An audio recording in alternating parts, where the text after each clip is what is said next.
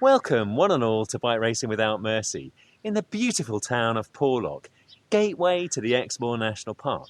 In today's video I'm going to look at the lessons learned during the 3-day Haute Route Crans Montana in Switzerland, and also how I'm adapting my training in order to improve for the 5-day Haute Route Dolomites in Italy at the back end of August, early September. Now the lessons learned boil down to the following. Number one, protein intake and the benefits it has for both recovery and building muscle and athletic capability. And lesson number two relates to gearing and cadence.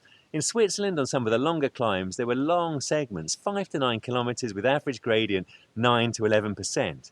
And with a 30 cassette on the rear of the Villiers, which is quite generous, I was struggling to maintain a nice rhythm in the saddle. I was properly grinding. So I'm upgrading the Villiers to a 34 on the rear, and on the Colnago here in Porlock I've got a 32. Also I need to build up my fitness and power a little bit more in order to sustain a nice cadence on the climb. And that brings me to lesson number 3. There wasn't enough difference between my comfortable tempo and my top end threshold power. So I'm doing a fair amount of training with enough intensity to build the top end power to make life that little bit easier on the climb and also build a bit of confidence. And that brings me to the fourth and final lesson, the impact of altitude. Certainly, as we rise upwards, the oxygen in the air reduces, and that's not a great thing for an aerobic sport. And the science says that as we go up, certainly from 1,000 to 2,500 meters, the impact of altitude is to reduce athletic or aerobic performance from anywhere from 2 to 5%. And I reckon I'm towards the top end of that.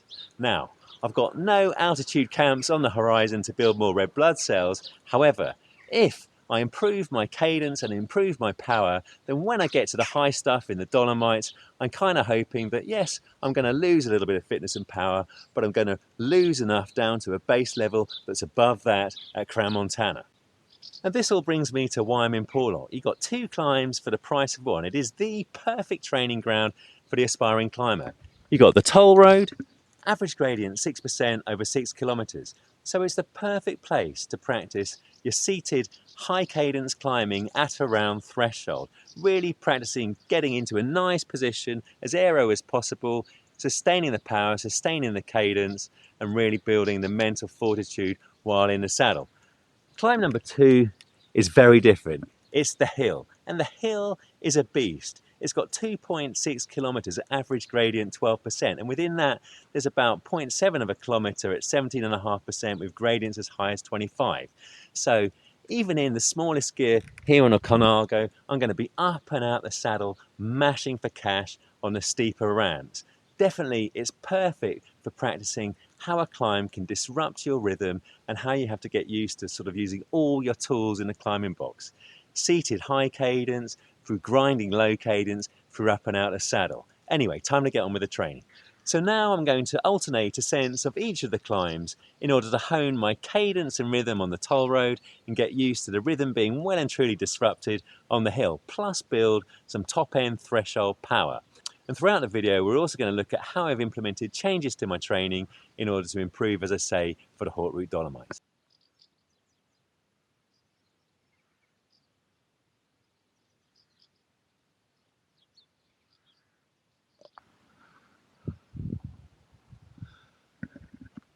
Exmoor in the sunshine. Boy oh boy, does it always deliver. Anyway, thus far I've completed 3 ascents. The first to the toll road, 255 watts in the saddle, nice cadence. Then I hit the hill. About 285 watts for the steep part, and then all the way to the top and just over there I hit 250 watts. So that was a nice kind of 22-minute effort or so. Then back on the toll road, about 275 watts for just under 21 minutes. That's definitely a personal best in the aerobic threshold since the accident, so really happy with that. Now I'm going to see if I can hit Porlock Hill for a final time with tired legs and make it up in a half decent time.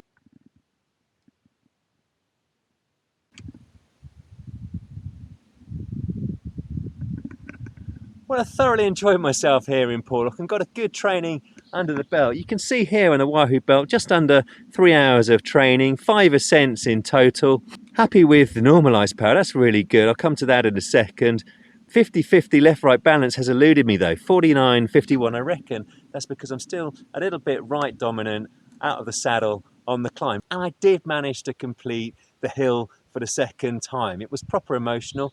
The old Wahoo Bolt auto paused on a couple of occasions, I reckon about 275 watts for the climb. Then I garnished the morning's training with a tempo effort back up the toll road, really honing in on the pedaling technique, the cadence, and keeping the heart rate nice and controlled. About 235 watts for the climb, and I paid my tolls. Now time for a little bit of breakfast, back at the hotel on the Weir, and then it's back on the motorway up towards Hertfordshire. This was my second visit to Porlock in July, and it represented a welcome improvement in fitness versus the first. On the hill plus a flat section, 252 watts became 272, and on the toll road, 261 became 274. So hopefully the changes to my training continue to bear fruit. Post-ride nutrition, getting in my protein, more of that to come.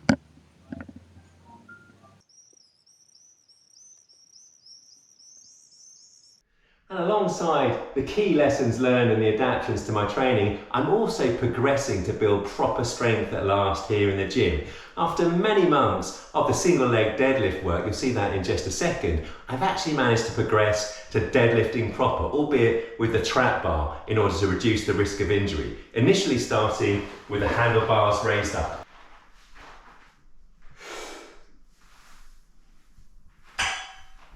I'm fortunate to be able to do this again, and it's taken 12 months. Initially using conditioning exercises to relearn good movement patterns, and then steadily building the weight lifted on single leg deadlift variants, plus of course the sissy squat, in order to gradually strengthen my stabilising muscles, back, core and legs. It's been a long road, but worth it. And with the handlebars raised up and a reduced range of motion, the torso, as you can see, is able to remain nice and straight and upright with a beautiful back, not at all compromised, in turn reducing the risk of injury. And after 2 weeks of building confidence with the high bar deadlift, I decided to drop the weight and flip the bar the other way up in order to get all of the strength and movement benefits from the low bar variant with a full range of motion. This is a big step forward for me because in the past, the deadlift has provided me a big bang for my training buck, developing strength through the core, the glutes, the hamstring, the back and the legs, all of which is super handy whether you're in the saddle or standing. Plus, preservation of muscle and bone density is critical as we age. And the reason that I'm using the trap bar to ease myself back into the deadlifting rather than the straight barbell is because the trap bar puts you in an advantageous position because the weight is right across the centre of the torso, and that in turn reduces the risk of injury. And here at the end of the strength training, or indeed any cycling training, it is of course appropriate to address protein intake, one of the lessons learned. And believe it or not, even with my strength training background, post the crash, somehow I've been neglecting my protein intake. So let's have a look in the kitchen as to how I've been addressing that. Well, it's been a while since we've convened in the kitchen, but it's important to do so in order to reiterate an important lesson learned over the last year or so. Whenever you train, whether it's on the bike or in the gym, you damage the muscles, you cause lots of little tears, and if you have adequate protein intake, then the amino acids in the protein, and there are 9 essential amino acids that you can only get from consumption of food, the amino acids help repair the muscles a little bit stronger and sometimes bigger than before the training began. And that all helps the recovery, but it also builds athletic performance. Now, they say the optimum protein intake is around 1.5 to 2 grams per kilogram of body weight. And I've been way under that. I'm not sure how I started neglecting that, but I did. And here you can see how I've been getting in my 120 grams of protein per day from various different sources. I am plant-based, but I also will use animal sources from time to time. The amino acids in cold coffee, they've remained in the program really since the crash recovery started. And additionally, I have been consuming a Huel shake immediately after the training. I really do love these. Another source of vegan protein is this, which I'll probably have in a shake, I don't know, some point during the day, just to kind of keep the intake ticking upwards. But I'll also have occasionally an animal source of protein through the casein. All of these are great ways to get in 20 grams of protein and all the essential amino acids per serving, sometimes 30. If I'm on the move, I'll have either a vegan protein bar or a casein-based protein bar. They're really convenient and again provide 16 to 20 grams of protein just to top the levels up while you're on the move.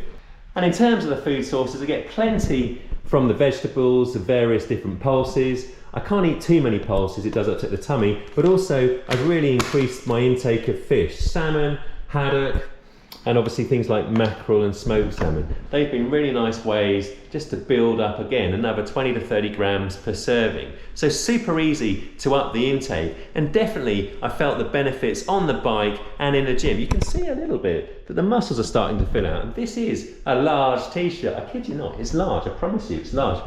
It is from a bodybuilding gym and they do know how to design a t-shirt. Well, shall we say to flatter. I am very much a small stroke extra small in reality, but this is a flatterer. I think you'll agree. Well, I hope you'll agree. Well, you may not agree. You probably don't agree. Anyway, and of course, post-training and also in all the meals after training, the carbohydrates remain really important.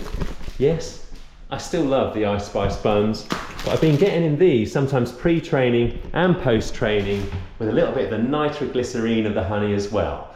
Definitely, I'm finding that by adding in a little bit more protein, life is just that little bit better, albeit I am putting on a little bit more muscle, and of course that does impact on the WKG and a bike, but the power is coming up to offset it, and I reckon that with a little bit more body weight, I'll hopefully, fingers crossed, be a little bit less susceptible to illness. I have been getting a hell of a lot of illness over the preceding, well, really year. Railways and rooftops. Tiny races for the VO2 max gains. To build my threshold power, I've increased training time devoted to building VO2 max. In the past, I found that VO2 max gains translate to threshold improvements. And based on the second Porlock visit, I'm encouraged. Bologna times 2 for the real life gains. 100% training difficulty for various owners for the power.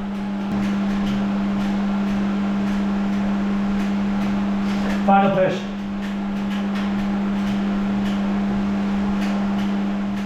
I've just completed 3 hours of training indoors, proper hot it was, commencing with a live stream and revisiting my old favourite 2 times Bologna to compare and contrast the power against last week. 100% trainer difficulty for Vero Asiomas, and happily I can report a little bit of progression, held the power better on the flats and punched harder on both of the climbs. So super happy with that, and thank you for all the support in the live stream. And generally, I do like to do the same training on a number of occasions in order to gauge progression, and I'm going to be back to Porlock for a 3rd time to see if I can eke out better times on both of the climbs. Welcome one and all to Sunday morning, 6 AM. In the quest to build a little bit of fitness ahead of the Dolomites, I'm taking on a 50-mile time trial courtesy of the Kingston Wheelers. Looking forward to it and dreading it in equal measure, but hoping to pace it well. The road bike TTs have reinforced to me the importance of cadence in order to deliver my best sustainable power over the longer effort.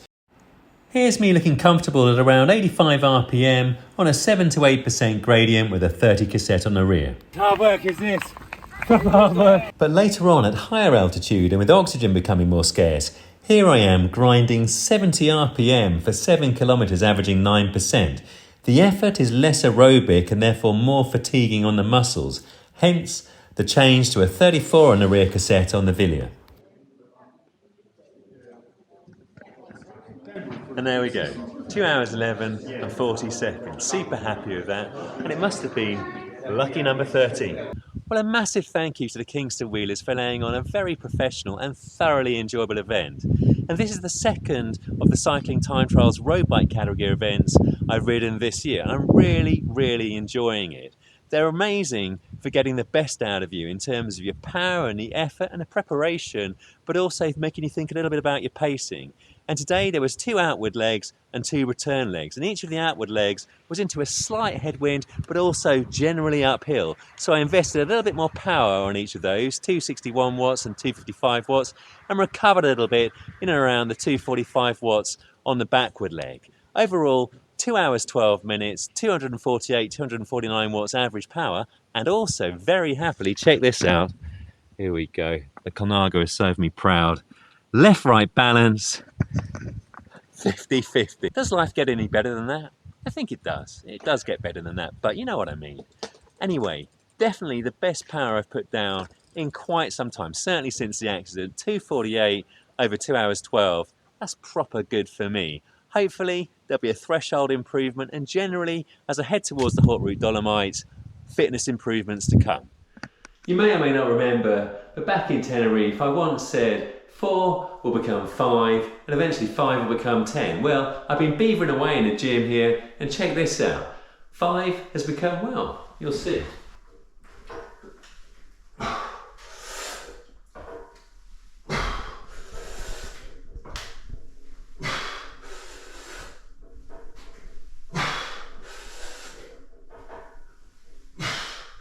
Intensity on the bike and a fair bit less tempo, our old friend cadence, plus of course proper strength training in the gym and decent recovery aided by adequate protein.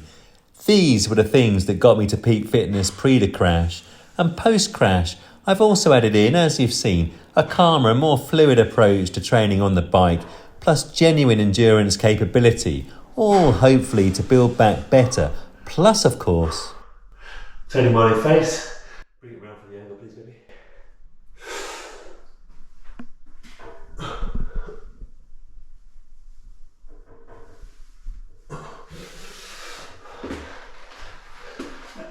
Tony Martin face.